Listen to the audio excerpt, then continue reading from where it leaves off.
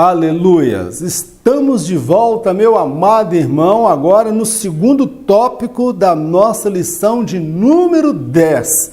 Então, nesse segundo tópico, nós estaremos dando continuidade ao assunto que nós estávamos falando no primeiro vídeo, abordando o tópico número 1. Agora nós vamos abordar o tópico de número 2. Ao término desse vídeo, quando tiver faltando os últimos 20 segundos, você vai ter a oportunidade de clicar no link e assistir o tópico número 1, caso você não tenha assistido esse tópico de número 1. Vamos lá então ao tópico de número 2, o rei Josafá.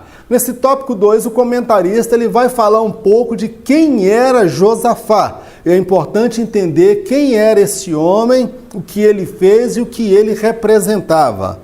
Lá no subtópico 1, nós vamos entender o seguinte: quem era Josafá? Eu escrevi assim: era filho do rei Asa, que temia ao Senhor. Começou a reinar aos 35 anos de idade.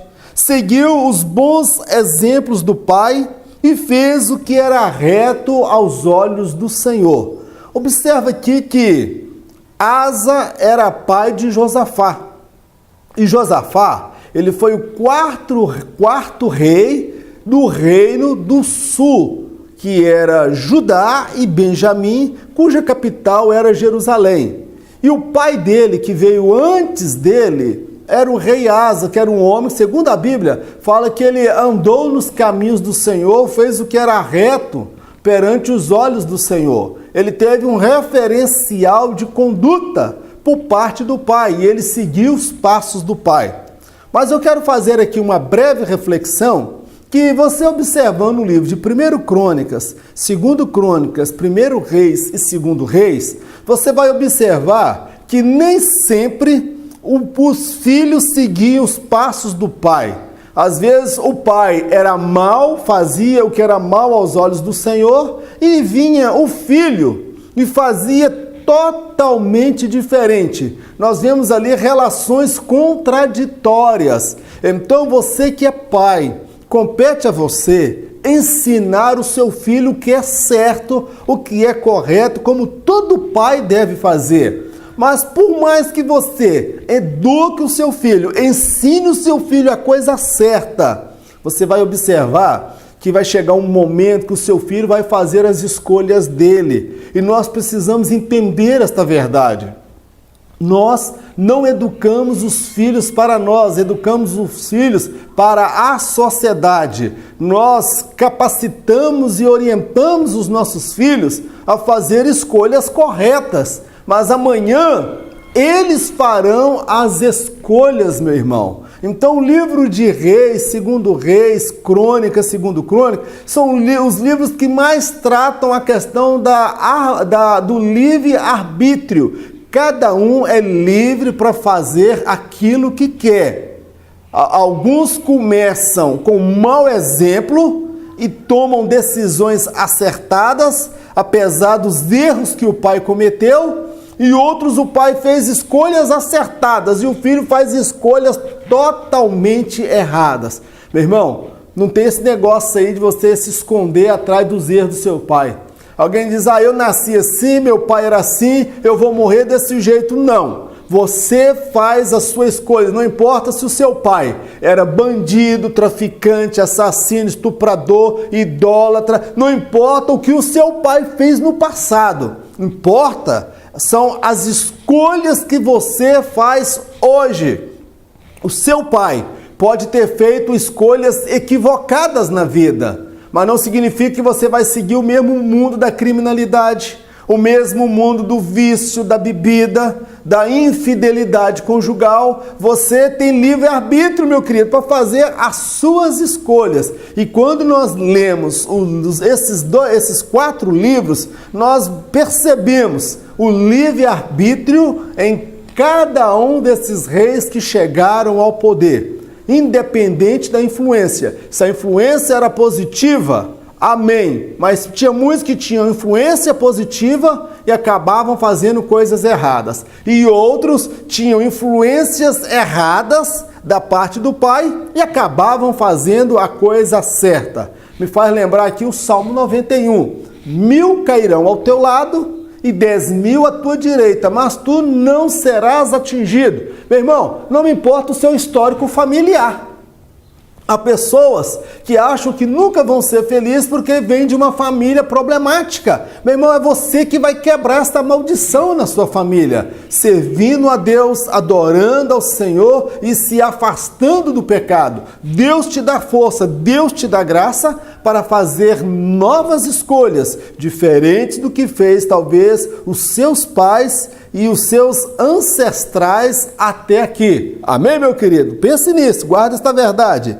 Vamos agora então para o tópico de número 2. O cuidado de Josafá em instruir o povo. Josafá, ele teve muita preocupação em ensinar as pessoas o temor de Deus. Ele enviou os levitas, ele enviou os sacerdotes para ir até a cidade, nas praças, nas ruas, para educar e ensinar as pessoas a lei de Deus e o temor do Senhor. Eu quero destacar aqui alguma coisa que eu escrevi para compartilhar com você. Semelhante a Josafá, a igreja precisa sair de dentro do templo e ocupar as praças, ruas e locais públicos. A igreja tem uma missão para com a sociedade, que é passar o conhecimento de Deus.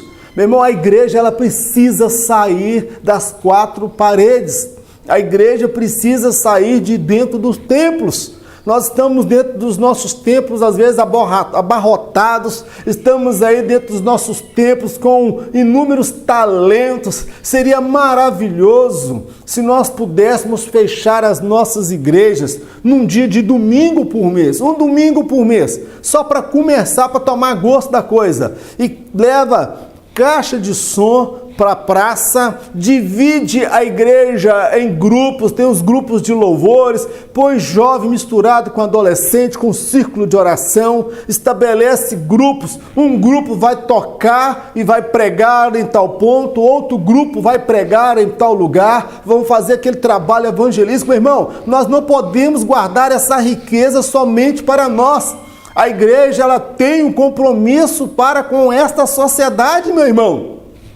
Alguém olha, o mundo está no maligno, o mundo está todo mundo perdido. Meu irmão, se nós ficarmos com esse discurso hipócrita, que o mundo está perdido, está todo mundo indo para o inferno, porque não tem Jesus, não vão para a igreja. Quantos maus exemplos que nós vemos da parte da igreja. Meu irmão, a igreja ela está se devorando, um comendo o outro vivo. Briga por causa de poder, briga por causa de dinheiro. Está na hora da igreja sair de dentro da igreja e ela desenvolver o seu trabalho, porque é a igreja que tem a missão de levar o evangelho para esta sociedade. A igreja, ela é a luz do mundo e o sal da terra.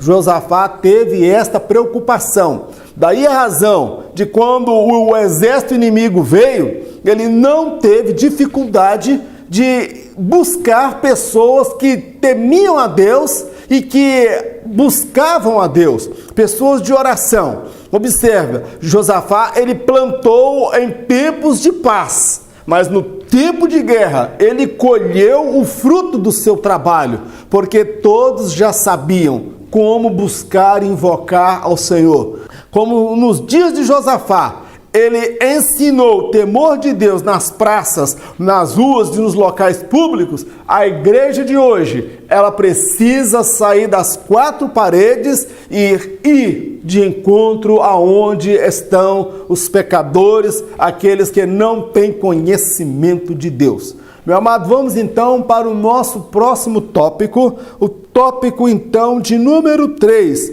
a instrução e o temor.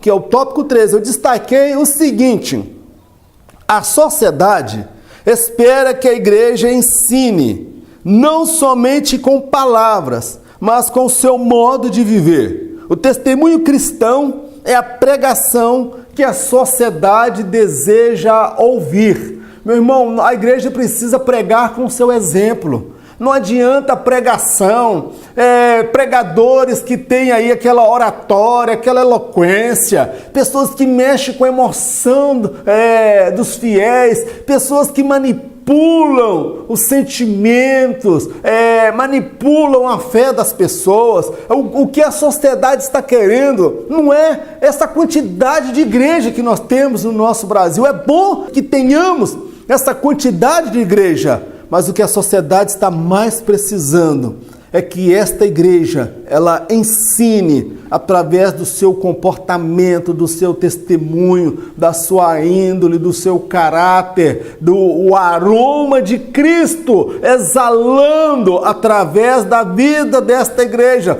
Esta sociedade, ela clama por pessoas que sejam referenciais de Deus. E é por isso que o comentarista usa o termo instrução e temor. Precisamos instruir as pessoas através da nossa vida, a partir das nossas vidas. Meu irmão, estamos encerrando aqui o nosso segundo vídeo e vamos agora dar uma pausa para gravarmos o terceiro vídeo. Você pode observar, como eu disse no primeiro vídeo, aqui depois dos últimos 20 segundos nós temos aqui o tópico 2, o tópico 1 e logo abaixo o tópico 3. Você vai entrar, assistir, quando chegar no final você clica tópico 1, tópico 2 ou quem sabe aí o tópico 3, dividido em 3 vídeos de 12 a 15 minutos para não ser pesado demais, amém? Deus abençoe.